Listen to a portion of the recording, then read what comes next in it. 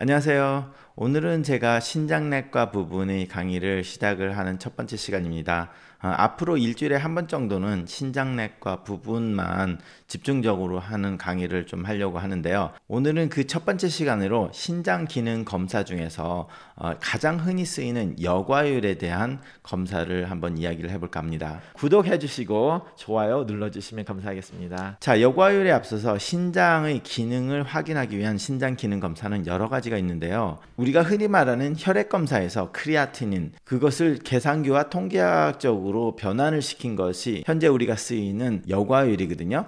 그것은 결과적으로 우리가 신장의 사구체에서 노폐물을 걸러내는 그런 기능을 보는 기능 검사입니다.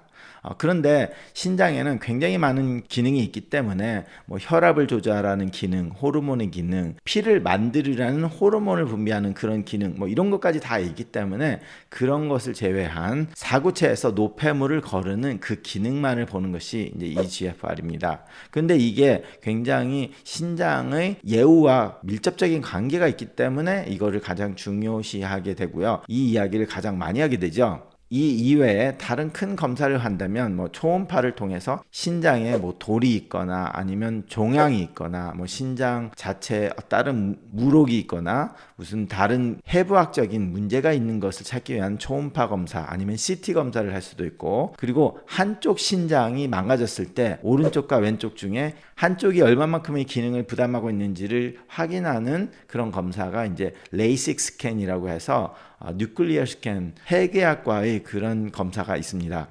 자, 돌아가서 우리가 이제 여과율에 대해서 오늘 강의를 할 건데요. 이 여과율은 신장 기능의 가장 대표적인 수치라고 할 수도 있는데, 그래서 내과를 비롯한 모든 사람들이 이 신장의 기능 수치, 크레아티닌, 그리고 여과율을 보면서 신장이 망가지는지를 보기도 하고, 신장의 기능을 보기도 하고, 아니면 그 신장의 여과율로 인해 약의 용량을 바꾸기도 하기 때문에 굉장히 중요한 수치입니다. 그런데 가장 큰 문제는 이 여과율이라는 자체가 굉장히 정확하지 않다는 데서 문제가 야기를 하게 되죠. 물론 일반 내과나 다른 과 선생님들의 레벨에서는 이 크레아티닌과 여과율만 가지고도 충분히 괜찮다고 생각을 하실 수는 있는데, 신장내과 전문의로서 아니면 약에 대해서 굉장히 신경을 많이 써야 되는 경우에는 이 GFR이 한계가 좀 있다는 것, 그리고 아니면 신장이 갑자기 망가지는 그런 찰나에는 이 여과율이라는 수치의 한계를 좀 느끼게 되는데요. 거기에 대해서 좀 설명을 해드리는 것이 중요할 것 같아서 오늘 강의를 이것만 해서 따로 하게 됐습니다.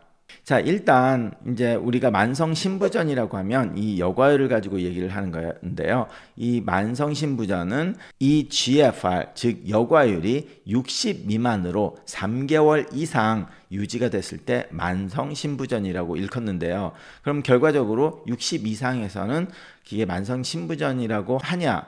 꼭 그렇지는 않는데, 우리가 정확하게 말할 때는 만성신부전 1기, 2기는 60에서 90 사이를 2기라고 하고, 3기는 60 미만에서 30까지, 그리고 4기는 30에서 15, 그리고 5기는 15 미만을 이제 말을 하는데요. 일반적으로 신부전이라 하면 60 이하를 말합니다. 그래서 이 일반 사람들이나 아니면 일반 내과에서 이 GFR을 중요시하게 되는 이유는 GFR이 떨어지면 떨어질수록 그 신장의 예후가 안 좋아지고, 따라서 결과적으로 투석을 할 가능성이 높고 심근경색증을 비롯한 심혈관 질환의 일들이 많아지고, 그에 따라서 사망률도 증가하는 그런 예후를 보이기 때문에 이 수치에 대해서 굉장히 민감하게 될 수밖에 없는 거죠. 그래서 여기 나와 있는 도표를 보시면 빨간 거를 보시면 굉장히 예후가 안 좋은 거고, 노란 거는 덜 좋고, 파란, 초록색이 이제 가장 예후가 좋은 상태를 말하는 건데요. 여기서 보시다시피 GFR 여과율이 떨어지면 빨간 쪽으로 가고, 그리고 같은 여과율이라고 하더라도 알부민유리아, 즉 알부민이 소변으로 나온다든지 아니면 단백뇨가 나오는 경우에는 같은 여과율이라고 하더라도 예후가 굉장히 안 좋다. 신장이 더 빨리 망가지든지 신장이 망가질 가능성이 훨씬 높고, 그로 인해서 심혈관 질환, 생명을 잃게 되는 가능성이 높아진다는 것을 보여주고 있습니다. 이 GFR은 결과적으로 우리가 계산을 한 수치인데요. 실제로 GFR 여과율이라는 것은 정확하게 잴 수는 없는 수치입니다. 따라서 모든 여과율이라고 말하는 것은 estimate GFR, 그러니까 우리가 추측을 한 계산된 여과율이고요. 이 여과율은 하루 안에서도 시간에 따라서 움직일 수가 있고, 그리고 음식을 먹었느냐 안 먹었느냐에 따라서도 내려왔다 올라왔다 할 수 있는 변동이 있을 수가 있습니다. 구독해 주시고 좋아요 눌러주시면 감사하겠습니다. 자, 그래서 오늘 제가 첫 강의로 GFR에 대해서 좀 더 자세하게 설명하려고 하는 이유가 이제 여기서부터 있는데요. 자, GFR은 이렇게 계산이 됐는데 문제는 우리가 GFR이 정확하지 않다가 문제예요. 그게 무슨 말이냐면 우리가 논문에서 조사를 한 걸 보면 젊은 건강한 백인이 평균 여과율이 120ml per minute per 1.72 meter square, 그러니까 결과적으로 120이라는 수치를 가지게 되는데요. 이게 결과적으로 여과율의 계산 유닛이기 때문에 그 뒤에 거는 걱정하시지 마시고 120이다. 평균 젊은 백인 남성이 120이다. 이렇게만 생각하시면 돼요. 자, 그런데 문제는 신부전이 60 이하를 신부전이라고 정의를 했잖아요. 그러면 우리가 생각하기는 콩팥의 반이 망가지면 신부전이라 생각을 하는구나 라고 쉽게 생각할 수가 있잖아요. 근데 그게 아니라는 거죠. 그게 무슨 말이냐면 우리가 신장 이식을 할 때 신장을 공여하는 사람이 있잖아요. 그럼 공여하는 사람은 굉장히 건강한 사람인데 신장을 공여를 하면 이 신장을 공여하면 50%의 세포, 한쪽 콩팥을 떼어주니까 50%의 콩팥이 날아간 거잖아요. 딴 사람한테. 그렇기 때문에 50%의 세포 수만 이제 자기가 가지고 있으면 결과적으로 여과율도 50%가 떨어져야 된다고 계산을 하는 게 맞을 것 같은데 그렇지 않다는 거죠. 50%의 콩팥으로 하나를 공여를 해주면 결과적으로 여과율은 25%, 30% 정도밖에 안 떨어진다는 거죠.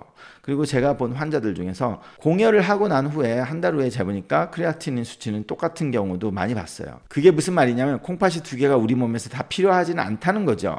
그렇기 때문에 한계가 없어도 거의 대부분의 일을 다 할 수 있다는 거예요. 그렇다면 GFR이 120에서 60으로 떨어졌다면 사람들은 50%의 세포가 망가졌다고 생각하는데 그게 아니라는 거죠.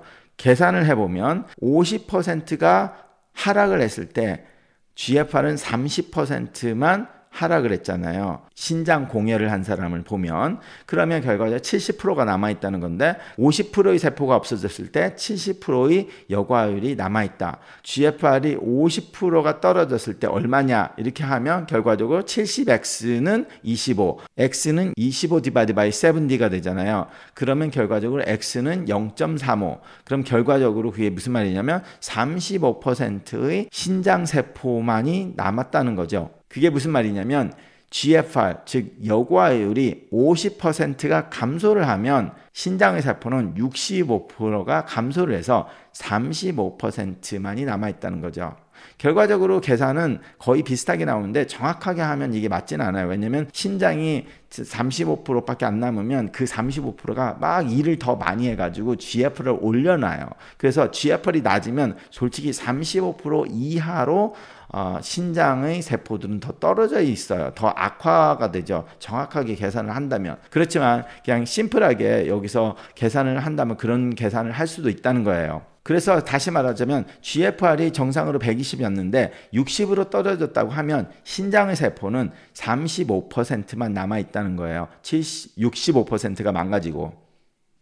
자, 그런데 현실은 신장내과 전문의한테 60에 보내는 경우는 되게 드물어요. 대부분이 GFR이 30까지 떨어진 다음에 신장내과 전문의한테 컨설트를 해서 보내게 돼요. 근데 30 이하로 투석하기 바로 직전에 보내시는 분들 있지만 빨리 보낸다고 하는 사람이 30 정도까지 떨어질 때까지 기다렸다가 보내요. 그러면 이제 얘기가 어떻게 되냐면 GFR이 30까지 떨어졌다면 다 같은 방식으로 계산을 하면 0.5 대 70 equal to x 대 30. 70x는 15, x는 15 디바이드 바이 70. 그래서 결과적으로 X는 21. 그래서 GFR이 30%까지 떨어졌다면 신장에 남아있는 세포는 21%밖에 안 남아있다는 거죠. 그래서 결과적으로 GFR이 30 정도에 오신 분들이 조직 검사를 해서 신장의 세포를 보잖아요. 그러면 대부분 15%밖에 안 남아있다. 뭐 많이 남았을 때 20% 남아있다. 이런 말을 해요. 보통 15%, 20%.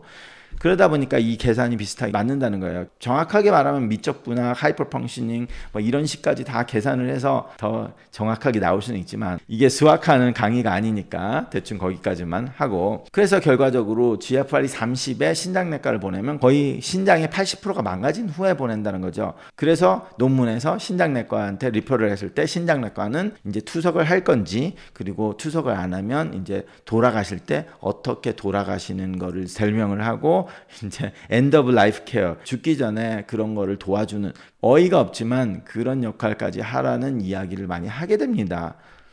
그러면 그게 학회에서 말하는 거고, 그럼 당하는 입장에서, 환자 입장에서 본다면, 아니 어떻게 보면, 아니 내가 콩팥이 50% 60% 망가지고 있는데 아무것도 안 하고 있다가 80% 망가져서 신장내과 전문의한테 가서 투석하러 가세요, 이렇게 하는 게 옳은 치료냐, 그런 회의를 느끼게 되는 거죠. 근데 현실적으로 신장내과가 너무 바쁘기 때문에 마지막에 투석을 하는 거에서만 신경을 쓰고 싶어하는 사람들이, 대부분의 신장내과가 마지막에 투석 직전에 있는 환자들을 보고 그냥 투석을 해주는 거를 원하는 경우가 굉장히 많아요. 그러다 보니까 그럼 환자는 망가지고, 그래서 저는 그거는 잘못됐다고 생각을 해서 이게 콩팥이 50%가 망가지면 벌써 난리 난 거 아니겠냐. 그럼 50%가 망가졌을 때 우리가 디텍트를 할 수가 있는데, 그럼 그게 GFR 뭐 60, 요 정도 떨어질 때부터 신장내과 전문의 치료를 해서 그게 왜 콩팥이 나빠지고 있는지, 왜냐면 왜 나빠졌는지, 그 원인이 뭔지, 그리고 그 원인이 알게 되면 그 원인 요소를 없앨 수 있다면 없애고, 예를 들어서 무슨 특정한 약을 먹어가지고 콩팥이 망가지고 있다, 그럼 그 약을 끊든지, 아니면 어떤 뭐 한약을 먹는다든지 무슨 서플리멘트를 먹는다든지, 환자가 어떤 특정한 것을 먹어서 콩팥을 망가뜨린다, 아니면 뭐 항암 치료제가 콩팥을 망가뜨린다든지 하면 그런 약들을 끊거나 조절을 하면서 콩팥을 보호해주는 역할도 하고, 신장이 그 정도 나빠지면 만성신부전으로 인해서 2차적인 문제가 생기는데, 그 2차적인 문제를 그대로 놔두면 혈관이 막히고 결과적으로 동맥경화증이 급속도로 악화가 되거든요. 그렇기 때문에 그 동맥경화증이 악화되는 걸 막기 위해서 산성이 안 되게 산성에 대한 치료도 하고, 빈혈이 너무 오면 빈혈로 인한 심장에 무리도 오기 때문에 그런 빈혈 치료도 해야 되고, 그리고 혈압 관리, 부종 관리, 이런 여러 관리를 다 했을 때 환자의 컨디션이 좋고 환자가 더 오래 살 수 있었다라는 것들이 있기 때문에 초반에 그걸 전문적으로 치료하는 게 좋지 않을까 하는 생각이 듭니다. 그런데 이제 현실은 신장내과 전문의한테 리퍼럴 오는 거는 말기에 신장내과에 보내다 보니까, 이제 저 같은 경우는 아예 신장내과를 사이드로 하고 제 병원을 주치 병원으로 해서 초반부터 이제 당뇨 치료, 고혈압 치료, 콜레스테롤 치료 뭐 이런 거를 다 하자고 해서 저희 병원은 약간 따르게 하는데, 제가 생각하기에는 그게 더 옳지 않을까 하는 생각이 들고요. 그래서 그렇게 초반에 그런 얼리 인터벤션을 하기 위해서는 이 GFR이 왜 조금만 떨어지는데 크게 생각을 하냐면, 이런 문제가 있기 때문에 약간 떨어졌을 때 콩팥은 벌써 60%, 70%, 80%가 망가진 상태니까, 그래서 그것을 빨리 원인 제거를 하고 빨리 치료를 해야 된다고 해서 제가 오늘 신장내과 쪽의 강의의 첫 번째 시간으로 GFR에 대해서 이해와 그거의 한계 아니면 문제점에 대해서 말씀을 드렸습니다. 구독해 주시고 좋아요 눌러주시면 감사하겠습니다. 그리고 제가 신장내과 강의는 매주 목요일에 한번 하려고는 하는데, 제가 약속은 못 해드리겠지만 최소한 일주일에 한 번은 신장내과 부분의 이야기를 해드리겠습니다. 감사합니다.